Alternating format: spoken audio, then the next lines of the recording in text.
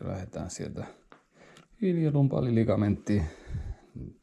Nivelside menee ihan tuossa, niin sinne painetta.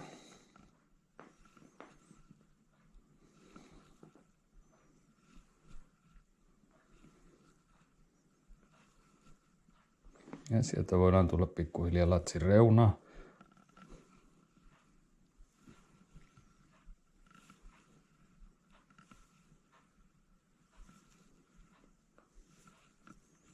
Ja lähdetään lumporumi